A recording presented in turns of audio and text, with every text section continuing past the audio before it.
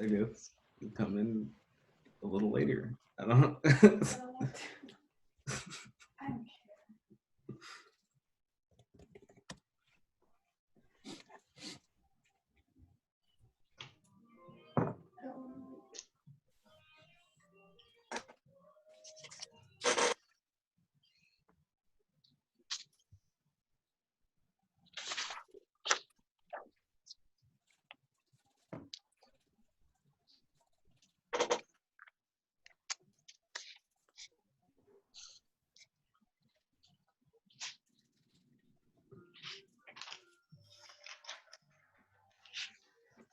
Everyone, we will start promptly at 7:06, 7 minutes from now.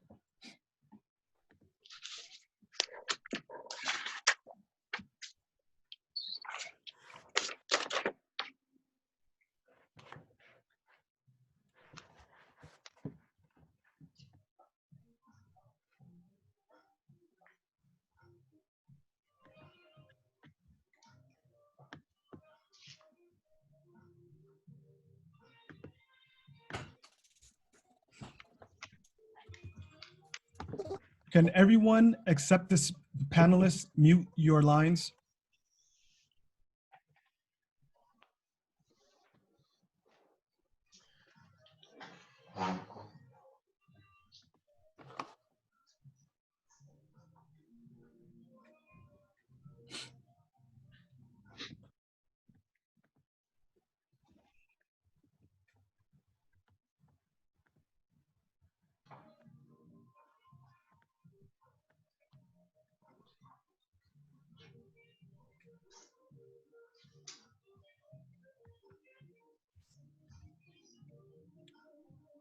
Brother Aaron Jones, you got my message?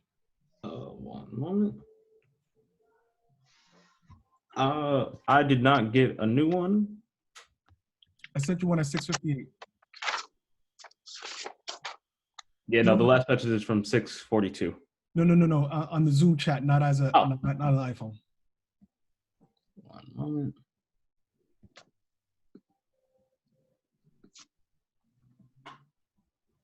Oh.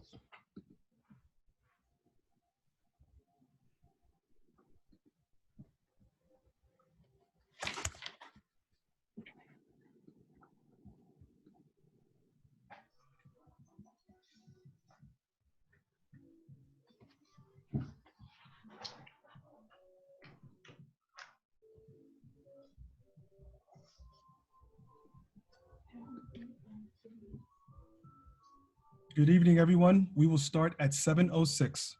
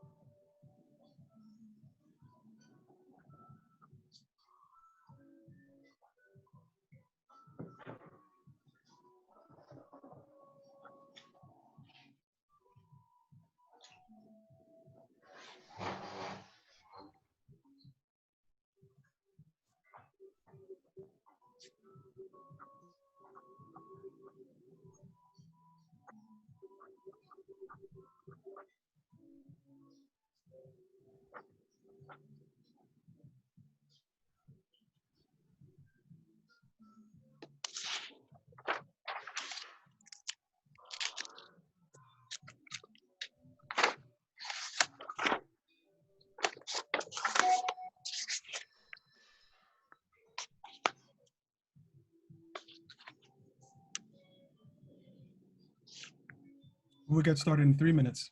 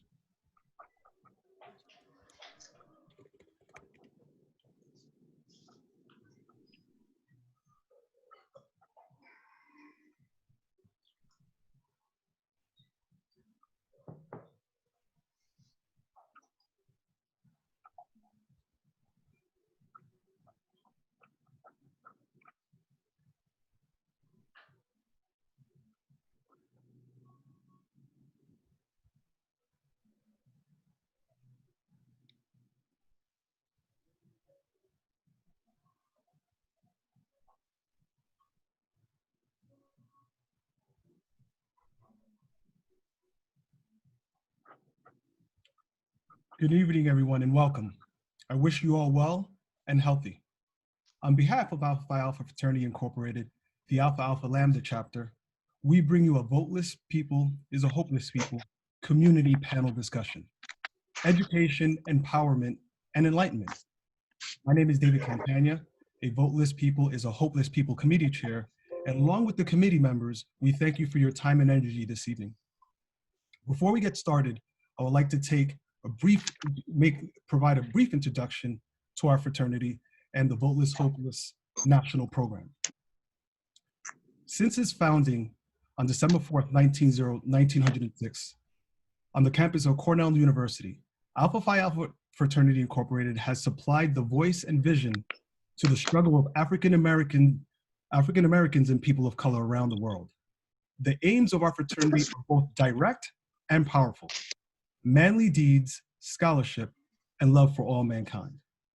Our mission, Alpha Phi Alpha Fraternity Incorporated, develops leaders, promotes brotherhood and academic excellence, while providing service and advocacy to our communities. Alpha Phi Alpha is the first intercollegiate Greek-lettered fraternity established for African American men, founded by 7 college men who recognized the need for a strong bond of brotherhood among African descendants in this country. Alpha Phi Alpha Lambda chapter was founded on October 13th, 1923 by what we call the original 14. Our chapter is both the oldest chapter in New Jersey and one of the largest chapters in the Northeast, with over 100 active members. A Voteless People is a Hopeless People was initiated in the 1930s as one of the national programs of Alpha. At this time, many African Americans had the right to vote, but were prevented due to poll taxes, threats of reprisal, and lack of education in knowing the voting process. For the last 90 years, voter education and registration have remained a dominant focus of our fraternity outreach activity. In the 1990s, we switched and shifted our focus to include political awareness and empowerment, delivered mostly through town meetings and forums like this one this evening. This evening, we have 5 dynamic and powerful panelists, each with experience, knowledge, and unique perspective on community engagement, local politics, and voter rights. And to introduce you to our panelist is Aaron Jones. Aaron?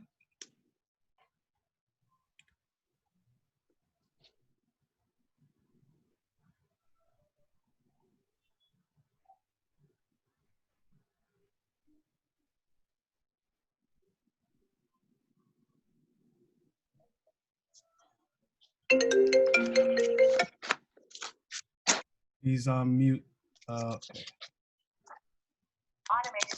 Okay. Hello, everyone. Thank you for bearing with me. Give me one moment. Okay.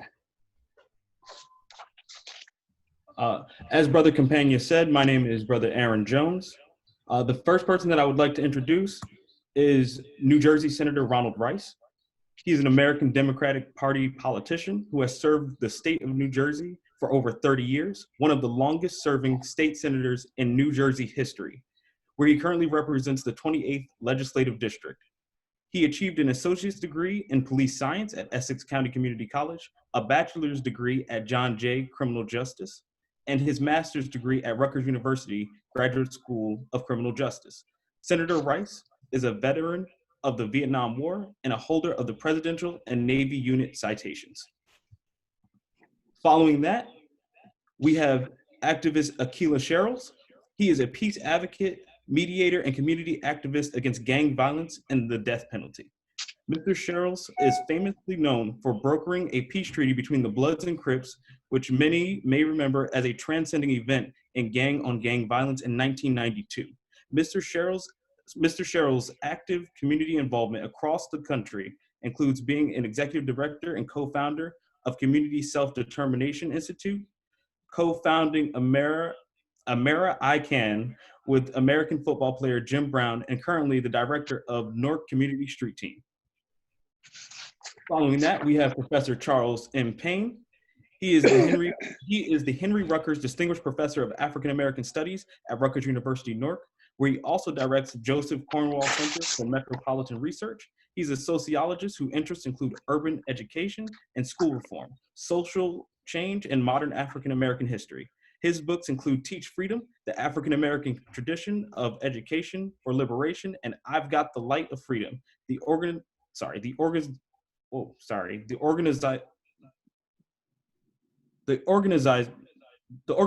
tradition in the Mississippi Civil Rights Movement, both of which address the long history of the Black struggle for voting rights. He has won several teaching awards at Northwest University and Duke University.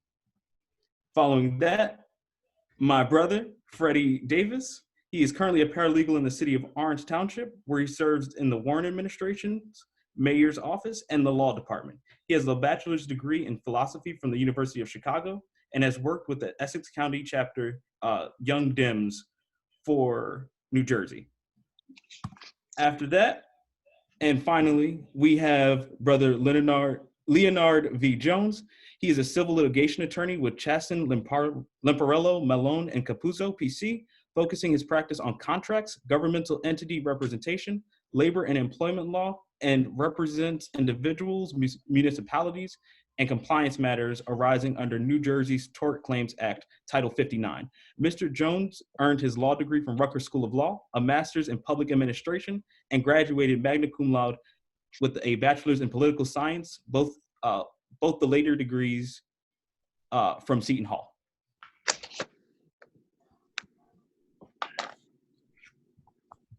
And that is all we have. Okay. Thank you, Brother Jones. And let's get right into our panel discussion. Our first topic is education, COVID-19 and its impact on the 2020 vote, voting options and voting technology. As we all are aware, we're facing a new normal with COVID-19 and this pandemic. Senator Rice, I would love to start with you. How are we looking to engage and educate our communities about mail-in voting for the upcoming primary on July 7th, 2020? Well, first of all, let me thank you for giving me the opportunity to be on the program with you. I know that the Alpha organization is a great one because I believe my son is an Alpha brother. And if he's not, then I'm gonna have to get him corrected. But I just want to say to you that in New Jersey, we have a lot of work to do. This vote by mail is new to many, many people. Traditionally, we have had absentee ballots and even doing provisional ballots at the polls now.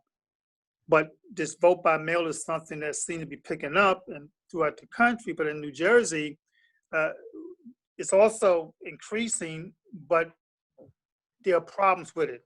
In fact, there are lawsuits taking place. But your question in and of itself, how do we intend to educate the public between now and July the 7th? It's going to take a lot of word, mouth to each other, talking and articulating. It's going to take a lot of social media efforts for those who are social media people. Senior citizens don't do a lot of social media. We cannot get to them face-to-face the way we used to traditionally. And so the Legislative Black Caucus, we have a network of Black clergy members that we call our faith-based partnership of about 400 plus clergy throughout the state. We intend to continue to encourage them to reach out to their parishioners and have the parishioners reach out to other family members and neighbors to understand that it's important that they get that mail-in ballot in once it comes. We also have about 450 Black elected officials in our organization that we organized along with Congresswoman Bonnie Watson Coleman, Congressman Donald Payne Jr., and Senator Cory Booker back in 2015. There's no list to identify who Black elected officials are, so we put one together. In fact, we just passed a bill where the state would have to maintain such a list so we don't have to go back every year to find out who was elected and who got unelected. And so we intend to continue to network with those Black elected officials and have them reach out to their constituency base as well. That's what the Legislative Black Caucus and our Civil Rights Coalition partners are going to do. We in the New Jersey Legislative Black Caucus meet on a weekly basis now with our civil rights, what we call the New Jersey Legislative Black Caucus Civil Rights Partnership and leaders that consist of the Institute of Social Justice, the Association of Black Women Lawyers, the Garden State Bar Association, the New Jersey Black Issues Convention, Urban League, the African American Chamber of Commerce, the Fair Share Housing Center, and the Salvation and Justice Organization and clergy. And so we're meeting regularly, and all these organizations have networks to expand themselves. The key is to educate them as to what the ballot looks like and how you fill it out. See, people think it's very simple, but I can tell you myself, we just had a Board of Education election, and I have never really filled out a ballot to be mailed in. And I read the thing, it was very simple, I thought, but the idea was, I put my name and all the information on it, but there's little circles there that you're supposed to blacken. But I put a check mark, not reading it, because I thought I had this down to the science. It's so simple. And then I realized I had to blacken the circle, which means that I had a line going outside the circle. And so there's a lawsuit going on right now we can talk about later, because that ballot could have been rejected by the county as being faulty, and I could have, then I would have had to go to court, I'd have probably won, but just the idea. So we're gonna try to use all those medias and relationships to get people to come out and vote and to put these ballots in. I also want to say in New Jersey, we in the Legislative Black Caucus, Civil Rights Leaders Partnership and others, we continue to argue that we should open some polling places, and we can talk about that later as well. The governor did do an executive order for that to happen, but I don't think it's good enough, but it's all we have right now. Thank you, Senator. Mr. Sherrills, I would love to hear your feedback on this as well. Yes, sir. I think that, what Senator Rice shared was, spot on, just in terms of, making sure that, the whole process around the mail-in ballots are, that we educate the community on how to complete them. That, it seems to be simple to fill out, but, common sense is not really that common. So we have to make sure that we walk people through the process. One of the things that we've been doing just in terms of just outreach is, we hire a lot of local residents in the community and educate them on the, the process. And so our plan is to be able to deploy, folks in neighborhoods where folks aren't traditionally voting, to engage them in the conversation. We host a bi-monthly forum called the Public Safety Roundtable in the South Ward and in the West Ward in the city of Newark.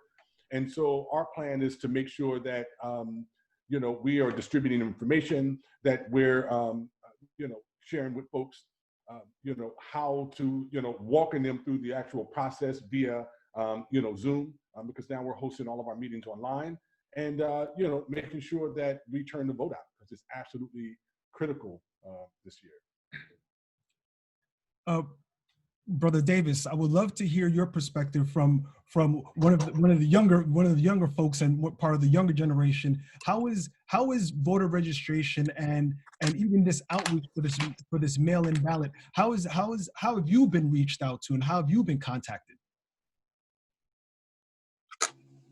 So, I mean, one of the benefits of working in government is actually that it's pretty easy for me to stay up on top of when elections are coming. Like they just catching up with friends on what they're doing. I'll hear about people phone banking. I'll hear about, obviously now canvassing is not that big of a thing. So I don't really hear about canvass opportunities, but I hear about elections all the time. One of the things that I want to make people wary to is the senator brought it up.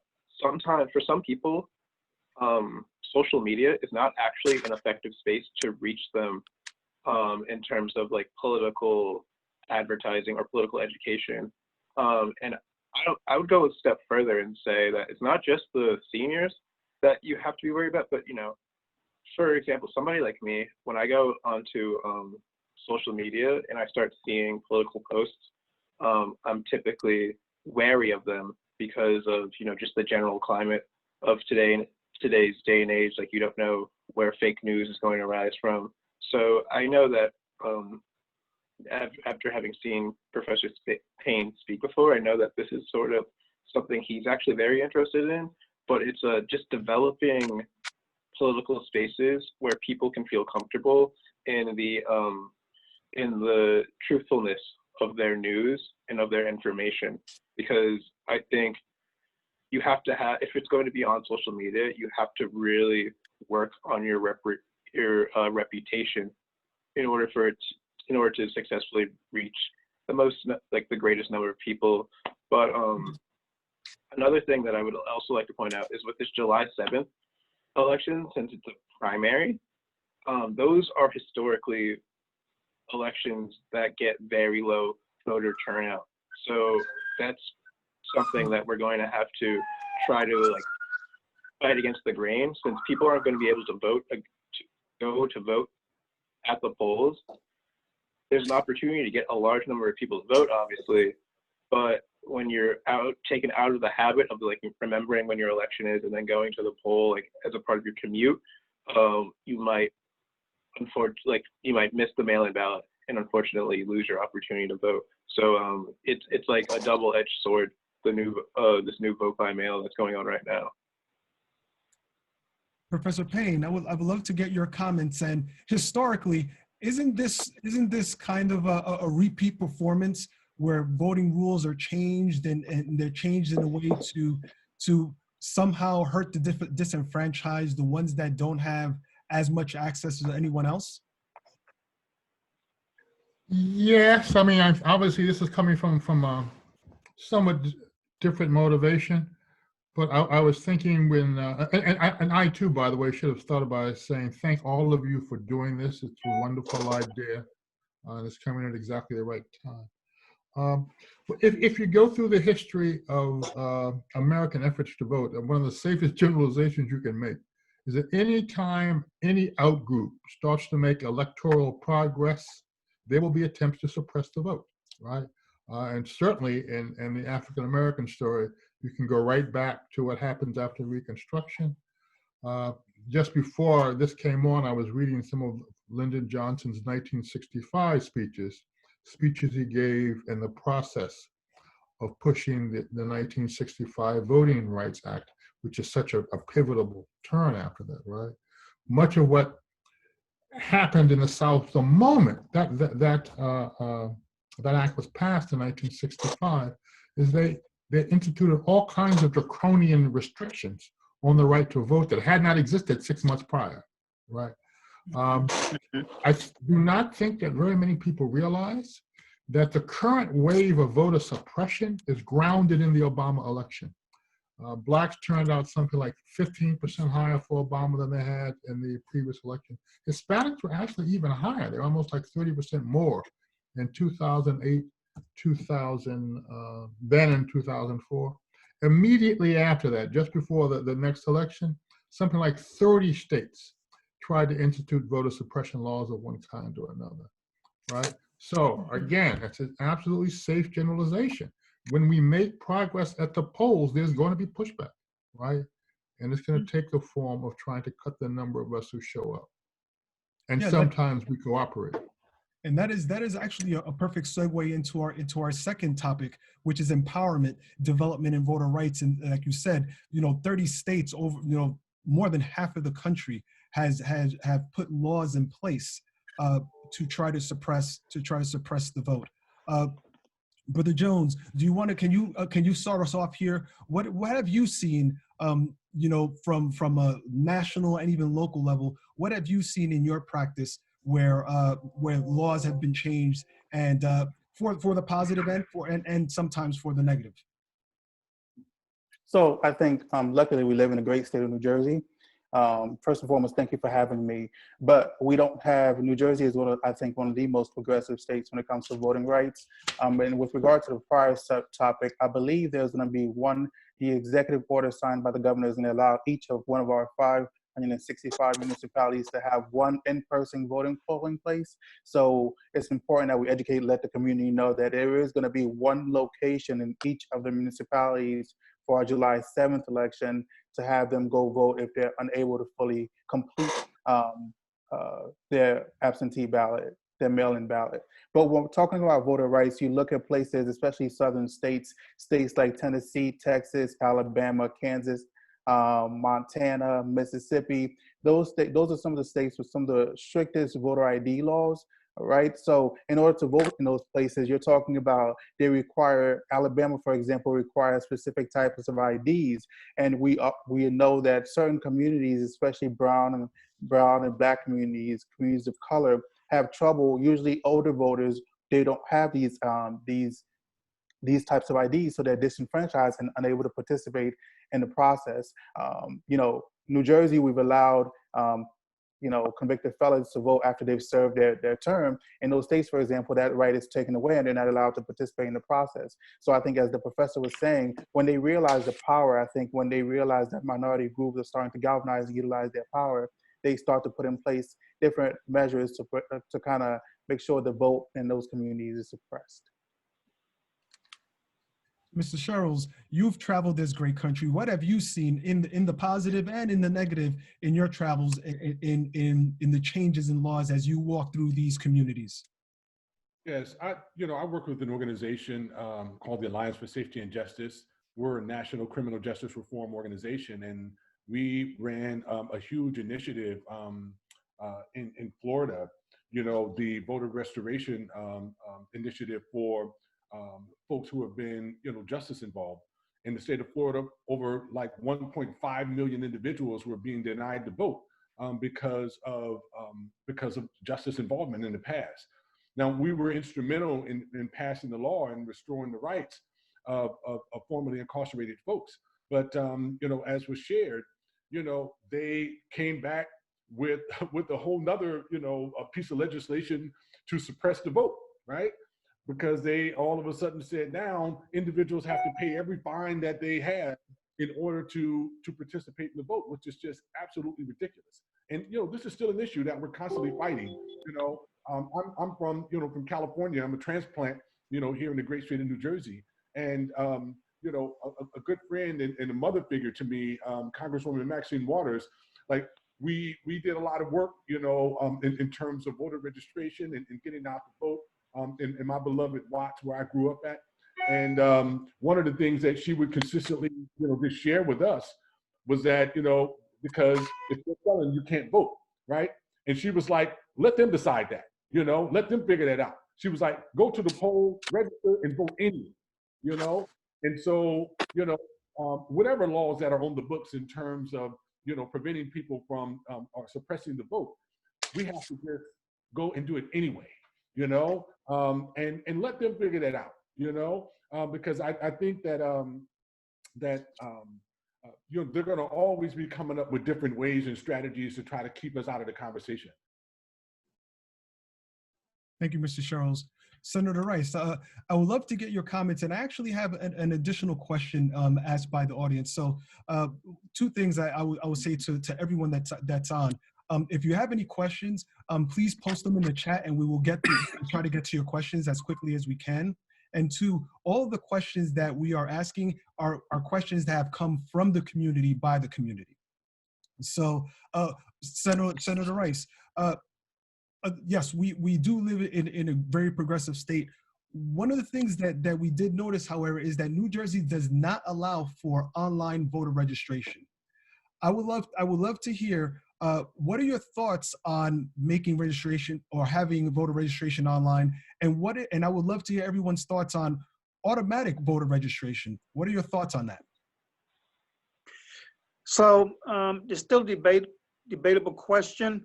My concern with all of this, not marching to the polls the old-fashioned way, has been the fraud.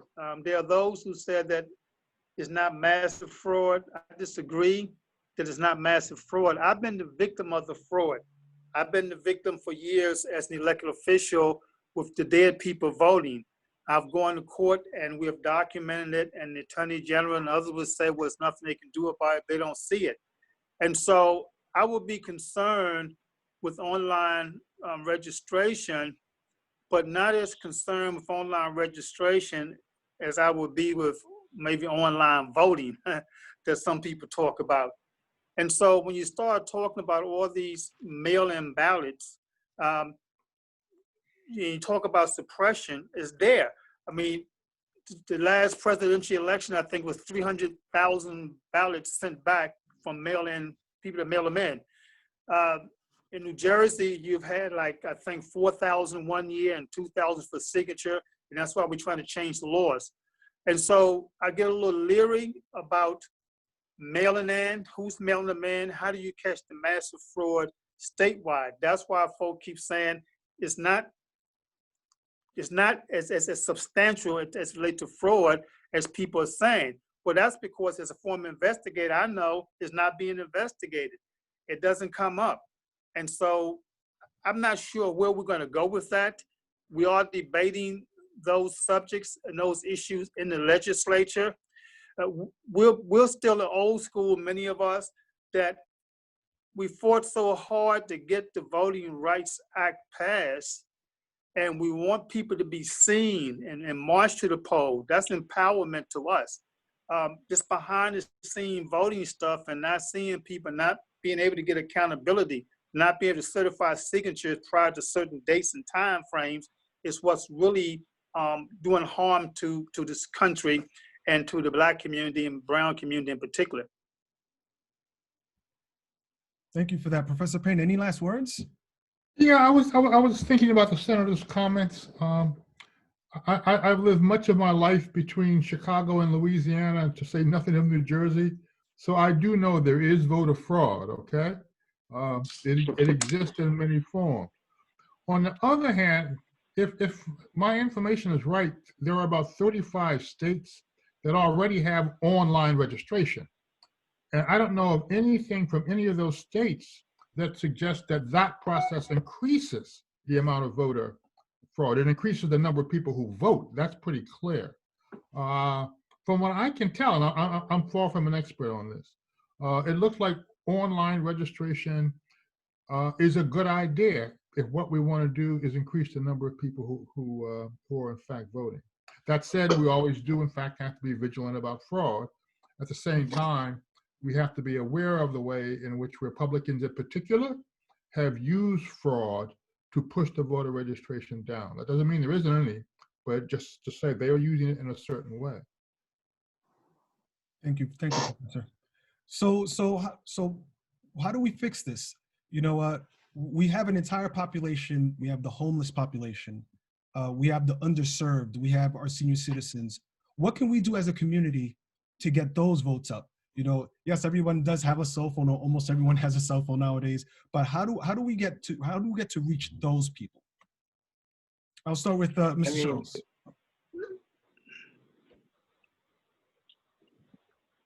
Yes, sir. I think that we have to, utilize some alternative ways of being able to engage folks in this conversation around civic engagement, right? Civics have been taken out of schools.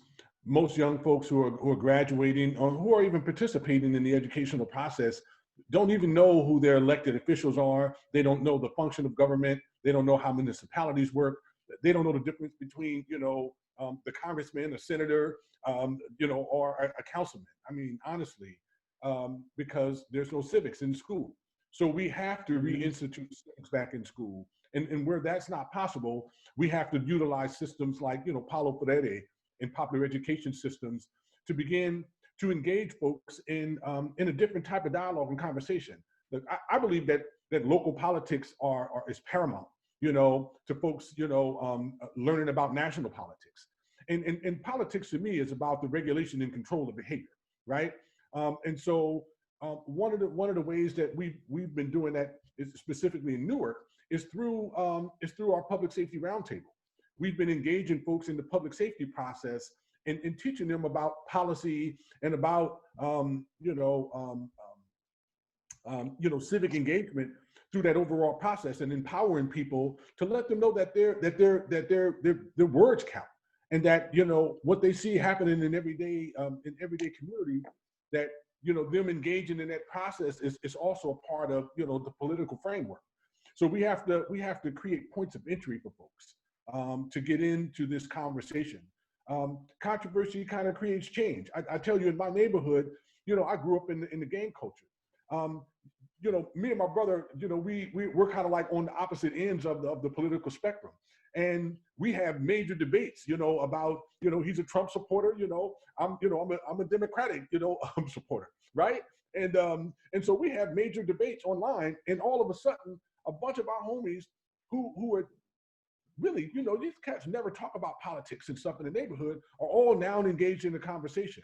They're reading the threads, they're making comments, they're doing a little bit of research online. And I tell you, we have more people who are turning out to vote in the community and engaging in the conversation than we've ever had before. But Go ahead, Senator Rice. yeah, so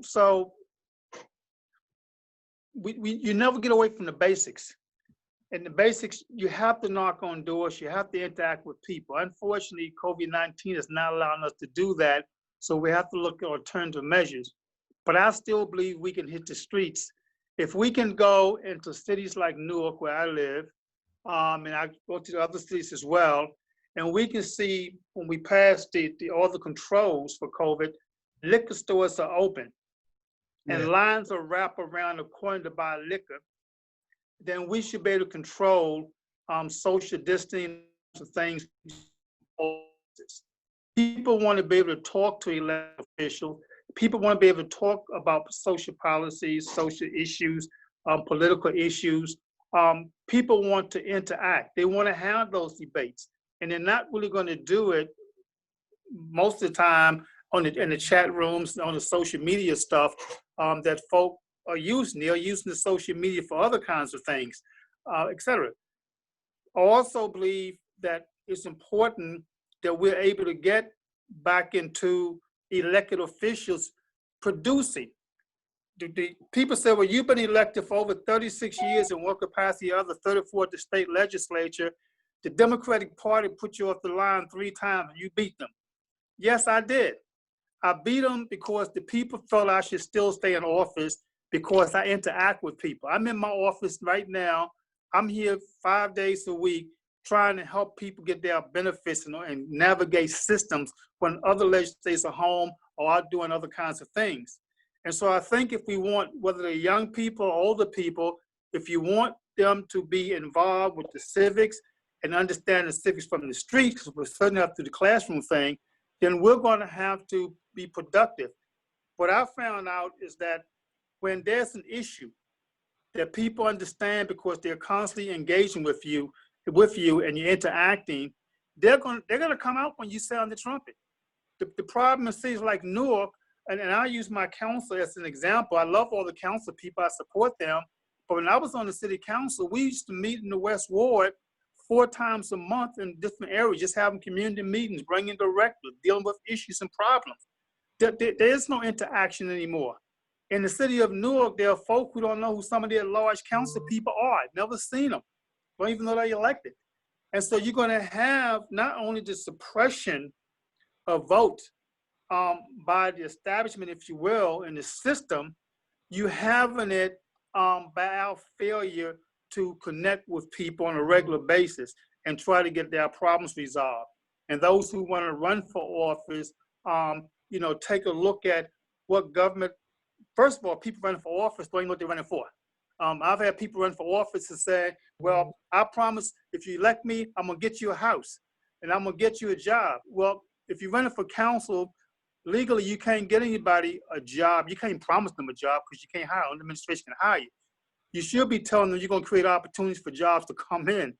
So first of all, we have to know what our responsibilities are and what we can do and what we can't do. And so once people start to see that you're not leading you're not visible, you're not interacting, then they get turned off from the process. And they will tell you up front, all you politicians are the same. And that's not true, but that's our work. That's what we have to do, I think, to make things better and to get people more interested in voting. And young people will follow. When I got elected, it was young people who elected me.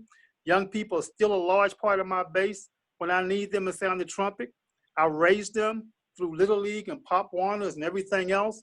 And now they are raising kids to respect us as well. So it has to be a connection. It has to be physical and touching. Brother Companion, if I may hop in real quick right here. I think one of the things, one of the ways that you can tell like what a democracy's character is, going back to the very first, you know, as they like to say in Athens, Greece, is by figuring out who exactly gets a vote, you know, like something that very much characterizes early American democracy, early American society, is that Black people and women couldn't vote, that Native Americans couldn't vote. And so I think when we talk about, you know, how are we going to solve certain political crises, it's great to look at civics, even though when you look at certain writers, W.E.B. Du Bois, Charles Woodson, civics seems to come from traditional cultural knowledge, you know, work from the house. Everybody's always lamenting, like civics education is underdone in schools, you know. So I think when we get back to the like baseline of the question, like how do we make sure like homeless people and underserved are counted in our democracy? One, we have to start looking at ways of reimagining voting such that you don't have to have land. You know, that would be something pretty radical, but needed in order to have them represented, you know, properly represented. You need to figure out a way to make sure that voting isn't necessarily tied to actually owning land or having an address. And then you also, just more broadly, have to diminish the effects of large money in politics and in large. Let me rephrase. You'd be surprised how often money, like, and how many politicians money can touch, and force them to be different. I am very happy that we chose actually Senator Ronald Rice, because I can, like, after going over his records, I can definitely say that he is somebody who I believe, like, you know, throughout his decades of experience, you know, longer than I've been alive, has stayed, you know, true to his causes. But it's you can't say the same about everyone, especially someone who has been in politics for as long as the senator, you know. So I think that's really the key to, like, figuring out how to get democracy to work once again, or maybe for the first time, one could argue, from the ground up. It's focusing on you know, this what they like to call in philosophy, Rawlsian principle of justice, making sure that the underserved, the quote worst off in society, at least can exist in a place that they call just. Thank you, Mr. Davis. And that's actually a perfect segue to our last topic, which is enlightenment, the Census 2020 in you. And I'll start with you again, Senator Rice. How important is it for our residents of our community, documented or not, to fill out the census? It's extremely important. Residents don't know, and that's just not in New Jersey, throughout the country, the importance of documenting the questionnaires and the number of people in your homes and the information. That's how the dollars come in from the federal government. If we have a census of 250,000 people, when in fact there are 350,000 living here, it means that we're not going to be able to provide the kinds of services, keep taxes down, and do the kinds of things that government is empowered to do and has an obligation to do, because the federal government resources are now coming in. In New Jersey, we send the federal government more money than we're supposed to get back. We've always been shortchanged. And so whether you are documented or not documented, you need to fill the census out. There's no violations. Nobody can touch the immigrant population. But we're concerned about getting people to even know how to fill the forms out, and people to identify where our people are. There's a huge homeless population. We have folk who are incarcerated. So we have to touch them. So the Legislative Black Caucus, I passed a bill to create the New Jersey Complete Count Committee. And I asked, as chair of the Legislative Black Caucus, that Senator Neil Gill be appointed to that Complete Count Commission, along with Assemblywoman of Elena Reynolds Jackson. And the Latino caucus appointed 2 people as well. But we also put $500,000 with that Complete Count Committee, because we recognize that the national census people are not going to come into our territories and our terps and identify the folk under the railroad tracks and behind the walls and things like that in the abandoned buildings. But then the Black and Latino caucus got together, and we also pushed to get an additional $9 million, because we recognize we're going to need nonprofit organizations and others to participate in helping us get people to sign the census. It's important for those who are listening and looking. It's important because of dollars and cents. It's also important because it empowers us as a people when we recognize who we are and how many of us exist and communities, et cetera. And so unless you fill it out, we're going to have real serious problems, probably more so now than we've had in the past, because this whole COVID-19 is going to create a lot of detriment to budgets, both local government budgets, county budgets, and state budgets, et cetera.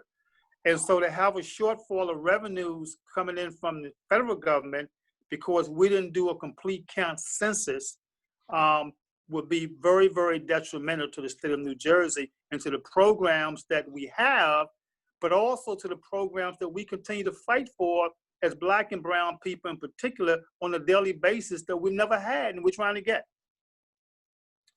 Mr. Sherrills, you're out there. You're out there in the communities. How scared is the community when it comes to being counted as a person of the community, a person of this country, documented or not? You're on the streets. What do you see? I mean, there's a lot of ambivalence, for the most part, because again, people are disconnected from civic education and from the voting process in itself. And so a lot of our folks, are disenfranchised, and so they don't feel like, they're getting any type of investment in infrastructure and themselves. So it's like, they're like, why should I vote? Because I never see, it impact me personally or, the people around me. Now, one of the things that, we've been engaged in this conversation around, the census. We've been putting flyers and all of the different, bags in terms of food that we're distributing in the community. Because our team, the Newark Community Stream, we're essential workers in the city. And so we're distributing a lot of food and we're putting census information in those bags. One of the conversations that we were having early on with, with the kind of like the national group, right, was that, they created like jobs, $22 an hour. Unfortunately, a lot of folks who were just as involved couldn't be, employed in those jobs. And also, we were like, hey, listen, a few years, this is before this one, we were like, you guys did the same process. You didn't partner with community-based organizations who can get at, the most hard to reach folks. And you're building a system above the people. And then at the 11th hour, it's going to be like, okay, now we need to hand out all of this money and try to meet these numbers. And then it's almost too late. We're fortunate that we've been working with Healthcare Foundation for New Jersey. They provided, some small grants for us so that we could hire a few of our staff. And, we're social distancing. And to Senator Rice's point, we're out in the community knocking on doors, because we're not going to allow COVID, to prevent us from making sure that the city of Newark get that number up to 300,000 or plus, because we know how important it is, that we count everyone and that those resources, those federal dollars are coming to our community to support services. So, it's tragic and so just it's heartbreaking, right? But again, we have to create like more civic opportunities for folks. We have to utilize, systems like popular education to have small victories, to engage people in the public safety process. I mean, in the civic education process now, as we prepare for, for the future. Professor Payne, isn't this almost like a broken record? Have them not vote, have them, have communities undercount, have communities undervote, so then that way, the powers that be can stay in power as long as possible? Yes, I mean, the only, and I agree with both of the two previous speakers. The only thing that I would add to that, and they have both alluded to it, I'm only trying to underscore it, is the importance. On the one hand, we have populations which are scared, and they are scared for very good reasons.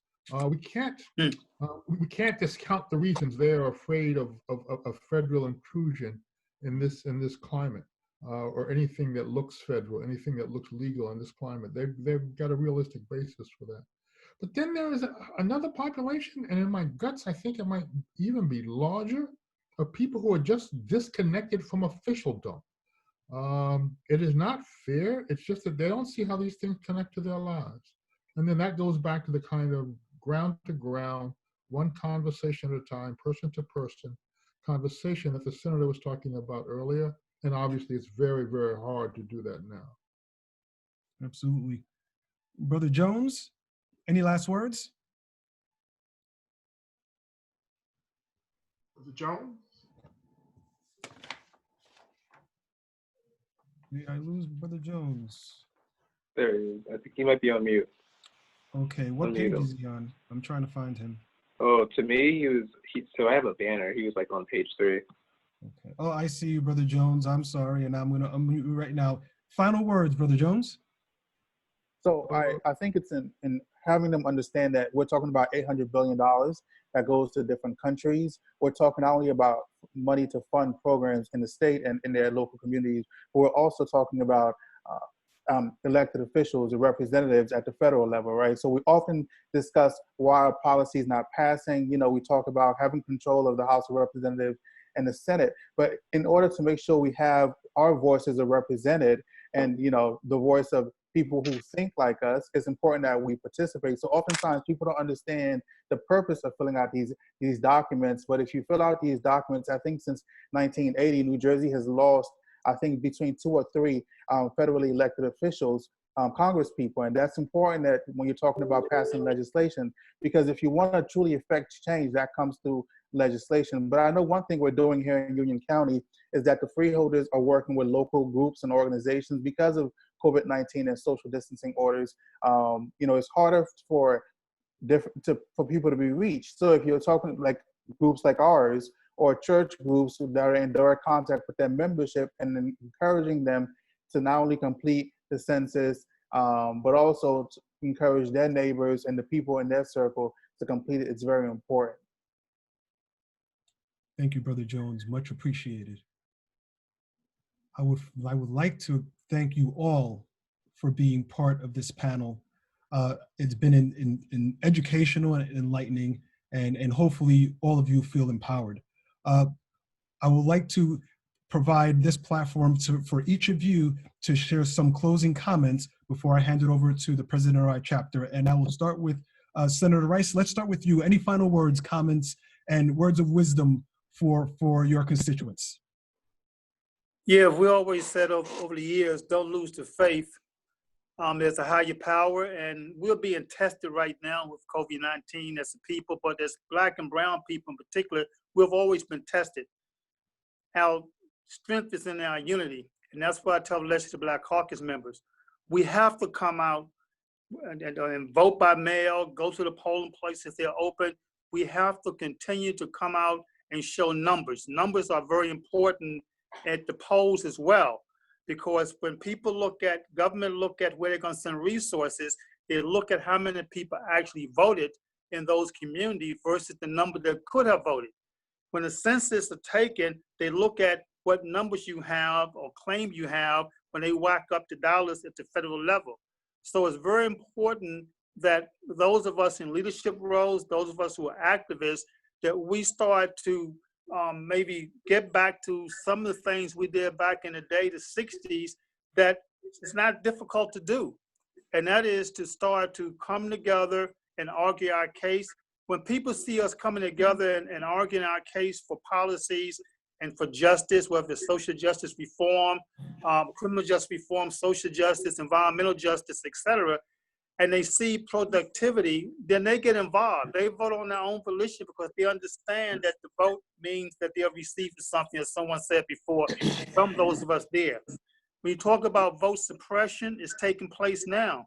And that's why the Institute of Social Justice and some of the New Jersey Legislative Black Caucus network people are filing lawsuits to make sure that when we do the vote by mail, people are actually given enough time to actually certify, and that the signatures, do count. Because what's been happening throughout the country with the vote by mail, and is that ballots have been rejected because you failed to sign it, or your name didn't look the same, the signature didn't look the same as the last time around. So there's a lot of work to be done. I can say that the Legislative Black Caucus is up to doing what we have to do. We work very closely with the mayors Black mayors throughout the state, and Black elected officials at all levels of government. And I can say in the city of Newark, Res Baraka is doing a great job, et cetera. I would hope that the council will kind of step up a little bit, some of the members, and I see that throughout the state. But we have work to do, and we have to hold Black elected officials accountable for leading. Thank you, Senator Rice, and thank you for your continued service. Mr. Sherrills, any last words? Yes, sir. I would say that people vote engage from a very emotional and personal place, and so we have to meet people where they are. Among the issues that people care about, as the senator was saying, whether it's criminal justice reform or redefining public safety, or even for that matter, if you are involved with youth organizations in the field. I've always believed that youth organizations, gangs aren't inherently negative, that we could actually work with these individuals to define the unwritten rules of the street and transform the whole nature of these organizations. I mean, if you look at the history of some of the work that has taken place, like in Chicago, with some of these organizations that became like very powerful political groups, I think that it's an opportunity that's missed in terms of a whole cross section of folks who are just disenfranchised and disengaged. I think that Black folks especially are looking for a place to be able to assign their belief to.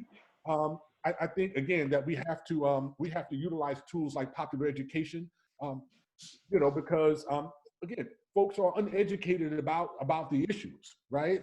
And we have to utilize these tools as a way of dropping beneath the veil in people's personal lives to be able to connect them with the movement. There's a lot of work that's happening out here. I would say, man, we need to get involved, and we have to utilize some tools as a way of engaging folks in the political process. Thank you, Mr. Sherrills, and thank you for the work that you do in the community. Professor Charles Payne, last words. Yeah, I was just looking in the chat, and I'm sorry we don't have an idea to respond to some of those issues or to lift them up. But there's some very good ideas there. For any of you young folk, maybe I shouldn't say young folk, for any of you folk out there who have ideas about increasing civic engagement, I just found out this afternoon that the Woodrow Wilson Foundation has announced a program, grants up to $75,000 for projects that will increase civic engagement in New Jersey between now and November. So, that's a broad kind of umbrella. A lot of ideas can fit under that umbrella. It's a June 1 deadline, though, right? So if you have any interest in that, just take a look at the website for the Woodrow Wilson Foundation. Another group I would encourage some of you to look at is called Y Vote. The letter Y and the word vote stands for Youth Vote. They are committed to dramatically increasing the number of young people who are voting between now and November. then the last thing I will say is think really hard about whether or not there are ways that we can have some little bit of an impact on some of the battleground states. You know, Pennsylvania's right next door to us. I mean, can we be a part of, can we give a little money to some of the strategic campaigns over there? Can we be a part of voter registration over there? Can we go over there a couple of days and do some get out the work vote? Pennsylvania is going to matter, right? And a really important way. But I'm saying that because it's close. But we have got to find ways to have more impact in these battleground states. Thank you, Professor Payne. Thank you for your experience and sharing your experiences with us. Brother Davis, any last words? Yeah, so first and foremost, thanks for having me. This has been a really great time, and I think we've had a good discussion. I'm really happy with what happened here. So just about civics and getting people to vote, getting people to fill out your census. We've been talking a lot about it, but I just want to emphasize it once more. Part of this is just, you know, some of the best things you can do is calling your friends, calling your family, and asking them / reminding them to vote, to fill out the census, offering your neighbors helps. I know just in just with the chapter that I've called around and gotten 6 people to fill out their census forms, just doing the work of the chapter. And you know, I think that's really, really important and can't be sort of underestimated, because as you build these little traditions and make it so that people remember this in the future, you know, you get one person, or let's use myself as an example, you get 6, 7 people to fill out the census. Maybe one of those people go and they remind their neighbors, they remind their neighbors, they remind their family members, hey, fill out the census. And you start to have a little bit of a domino effect. The only other thing I can say is make sure, if you feel that you're underrepresented, there is one way you could directly change it, and that's by running for office yourself. You know, just get involved, start going to council meetings, start reading up about what Senator Rice and his colleagues do down in Trenton. And, you know, it'll be a long shot for some people. Like, I don't want to diminish that. But if you feel that, you know, if you do have that feeling, it's pointing yourself to being like a politician. We can never have enough representation. One last thing before I go. So this is just one committee of Alpha Lambda, but another committee in Alpha Lambda is the Social Action Committee. And what we do, actually very interesting enough, in the Social Action Committee is we have a book club. And so every once in a while, our sessions are open to the public. So we talk about things just like we've been talking about on this call. So keep your eyes out for book club invitation. Right now we're reading The Soul of the Black Book. It's a really great book. So that's all. That covers everything. That's all I wanted to say. Thank you, Brother Davis. Leonard Jones, Brother Leonard Jones. So I think everything has been covered. For me, I think it's important that we make sure that our communities are represented and that we make sure that we educate people. I think when you see things happening in states in the South or in other battleground states where, you know, there's voter confusion, voter intimidation and harassment, poll closure and long lines, I think whatever we can do to help support the causes happening there, I think like the professor recommended, it's important that we donate to those causes to make sure those things don't happen. But I think, you know, as a lawyer, it's what's going to happen. New Jersey has 9 million people, I believe, living in the state.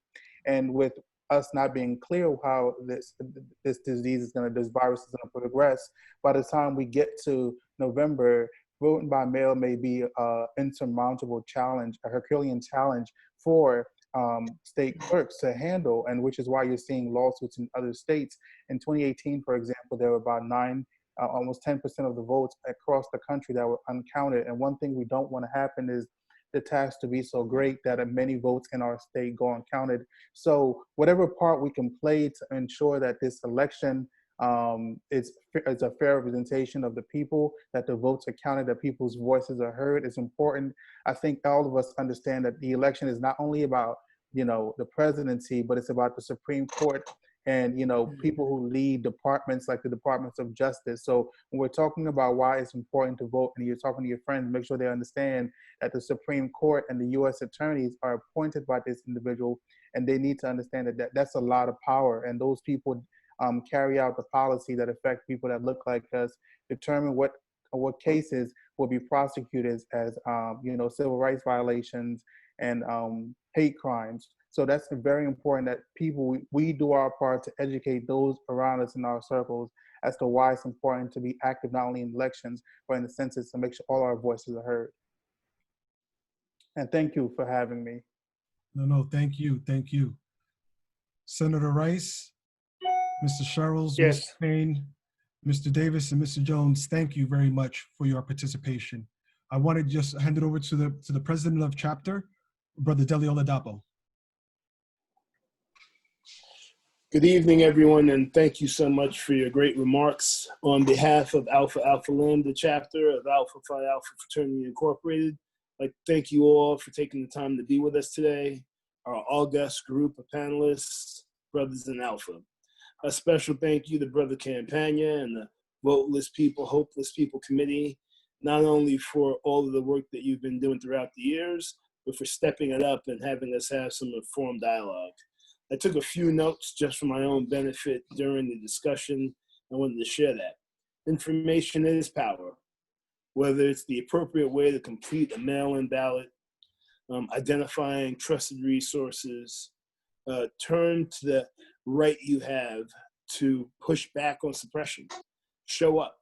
Vote regardless of your circumstance. Get involved, whether it be through public safety roundtables or developing your own forums. Street level engagement is so important. Be productive and solve problems.